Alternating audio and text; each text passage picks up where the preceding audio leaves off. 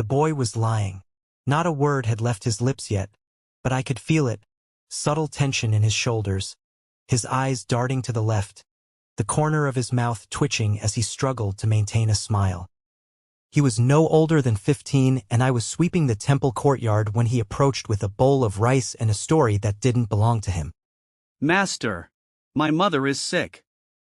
She hasn't eaten in days. But his hands trembled and his feet pointed not toward the road he claimed to have come from, but toward the village where he lived, a place not touched by famine or sickness, but by something else entirely: shame, pride, perhaps hunger. I handed him the rice. Not because I believed his words, but because I had once lied for food too. Later that evening, I sat under the Bodhi tree with my teacher. Master, how did you always know when I was lying as a child? I didn't need to know your thoughts.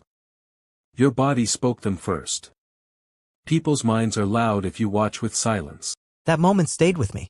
Years passed and I learned to listen not with ears but with stillness. I began noticing when people are defensive, they cross their arms not to guard themselves from others but from the truth they fear.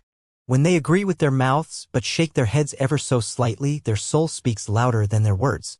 Reading people is not about magic or tricks. It's about awareness. But to become aware of others, you must first become aware of yourself. In my early days of meditation, my mind was chaotic. Thoughts rushed in like a river in flood, judgments, opinions, assumptions. I watched others not to understand them, but to defend myself. And in that noise, I missed everything real. The moment I started noticing my own posture, how I clenched my jaw when anxious or tapped my fingers when restless, I began to notice it in others too. There was a merchant who came to our temple often, always laughing, loud, generous. One day, I saw his hands trembling as he counted the coins for donation. That was the day I asked him to stay for tea. That was the day he broke down in tears and told me he was about to lose everything. Words are slow. The body is instant. But it takes presence to see the truth. You cannot read someone's mind while your own is scattered. You cannot feel another's pain if you are consumed by your own noise. So I ask you not to analyze people but to observe. When someone speaks to you, look at their eyes, their hands, the silence between their words. Listen not only to what they say, but to what they hesitate to say. Stillness is your superpower.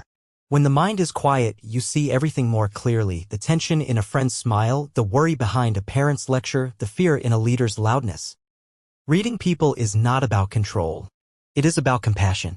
To see people clearly is to love them more deeply. And to do that, you must begin with yourself. So sit quietly today. Watch your breath. Feel your shoulders. Notice the thoughts you wish others wouldn't see. Start there. Read your own heart first. The rest will follow.